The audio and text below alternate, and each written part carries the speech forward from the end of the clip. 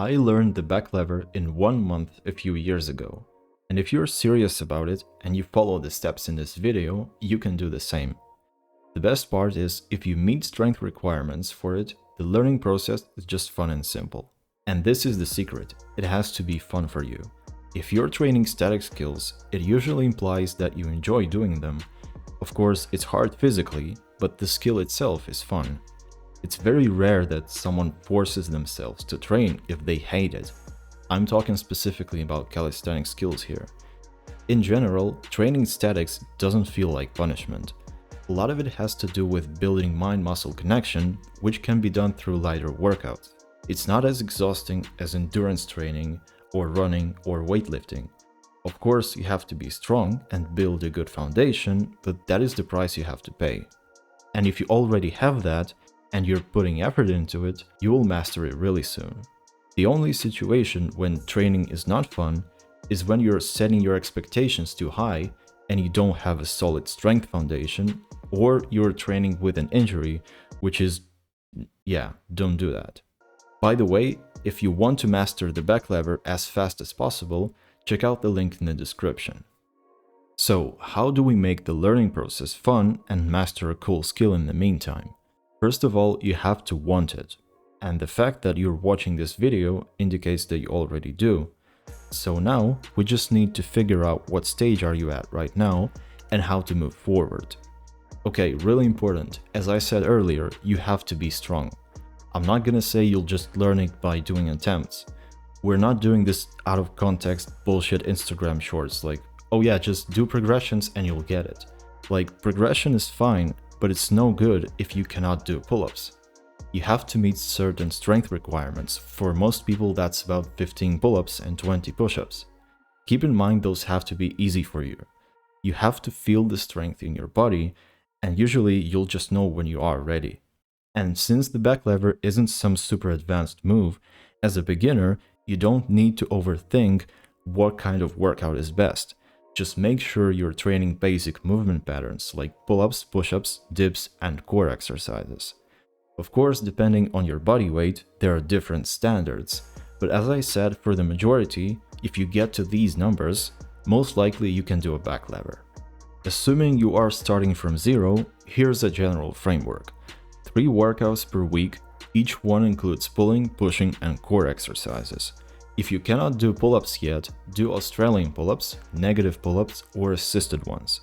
Keep in mind that if you are using a resistance band, it almost takes away the eccentric phase of the pull-up, so I recommend training it separately with negatives.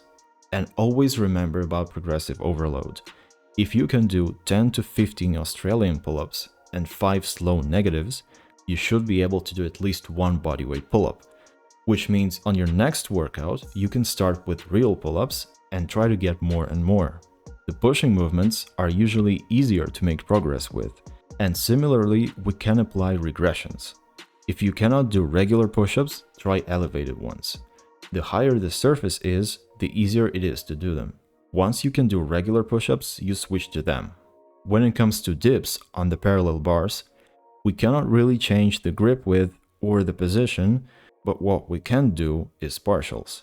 Eventually, your body adapts and you will be able to go lower till you finally hit the full dip.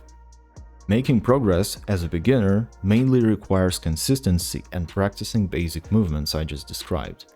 But if you are struggling to get to that point, what you need is a custom training plan, and I can give you just that.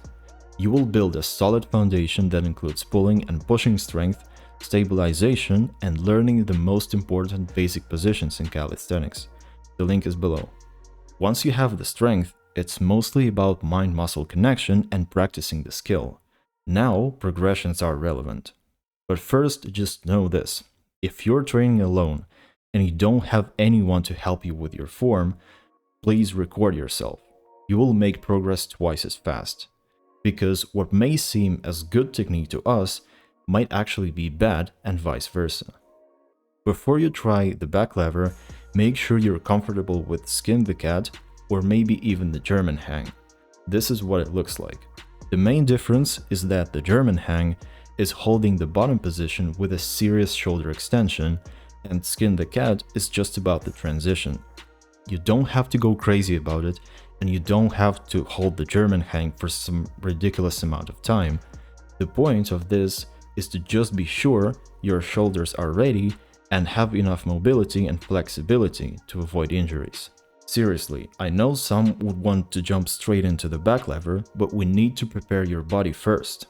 Do 2 to 3 sets of this exercise, and also try to stop at the point where you're close to a tucked back lever. Just make sure you can hold this for a while and then move to another exercise. The first progression that resembles a real thing is a vertical back lever. Just holding this is already good for a start. Next, you want to slowly lower your straight body and just kind of see where your limit is. If you can hold a horizontal line, congratulations, you've just learned the back lever. If not, then move on to the next step. For example, count to 3 as you go down, then go back up again and do the same. Try to make the lowering phase longer as you get better in this. And that is your first back lever exercise, slow negatives. Another one is an isometric hold, like for example half vertical or a straddle position. This also works even if you can already hold a full back lever, by the way. When you reach failure, go into a straddle and hold it for a few more seconds. The back lever is not as complicated as the planche, for instance, but shares a similarity. As you are descending from the vertical, keep the protraction in your back. In other words, don't let the back fall into this arch. For this, try to practice protraction separately, for example with your feet on the ground, in a push-up position, or even in a vertical back lever. And of course, remember this as you're doing actual back lever, and as you practice more and more, it will improve. Here's another tip that will help you hold the position if you are training on the bar. Do it with a narrow grip. This way, you are slightly helping by holding the torso with your arms, not just the muscles. You don't quite have the same feature on the rings, however, they provide a totally different experience, and I'd recommend learning that as well. Here, you'll have to engage muscle stabilizers much more, which will make you stronger. Also, you can learn some cool transitions on the rings. After you've mastered the standard version, you can move on to more exciting ones if you want, like one arm back lever or reverse grip back lever, which is a great build-up for a back lever Hefesto.